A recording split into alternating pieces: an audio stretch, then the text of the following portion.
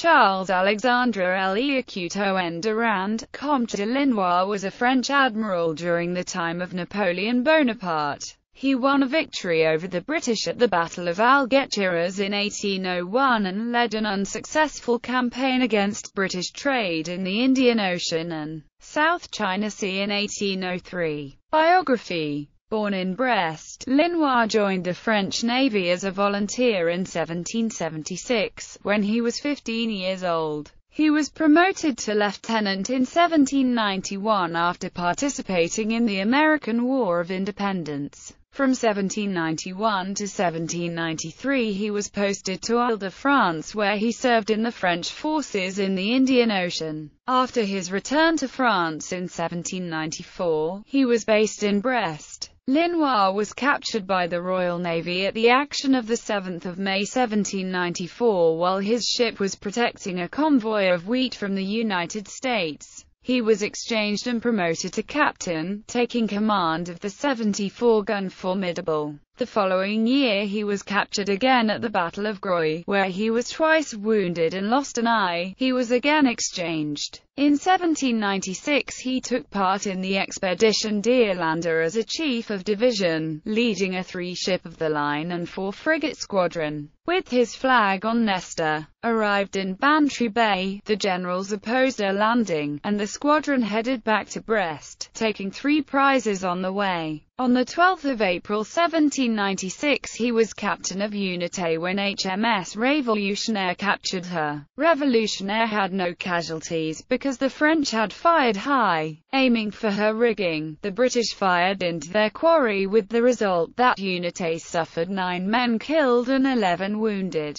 In 1799 Linois was promoted to Rear Admiral and sent to the Mediterranean under Admiral Bruix. As second-in-command of the squadron under Admiral Ganteaume, he attacked Elba in 1801. Then in command of a small squadron based in Cadiz, he fought a larger British squadron under Sir James Saumarez in the Battle of Algeciras. His squadron prevailed during the first part of the battle, capturing HMS Hannibal, but on the return to Cadiz, 2 Spanish ships who had joined him were fooled into firing on each other by a British night attack and were lost. In 1803 Napoleon Bonaparte appointed him to command the French forces in the Indian Ocean and flying his flag aboard the 74-gun ship Marengo. He harried British merchant ships across the ocean and into the China Seas. At the Battle of Puloura in 1804, a squadron of French naval ships commanded by Linois encountered the British China fleet of lightly armed merchant ships. The British ships outnumbered Linois' forces, maneuvered as though preparing to defend themselves, and flew naval ensigns.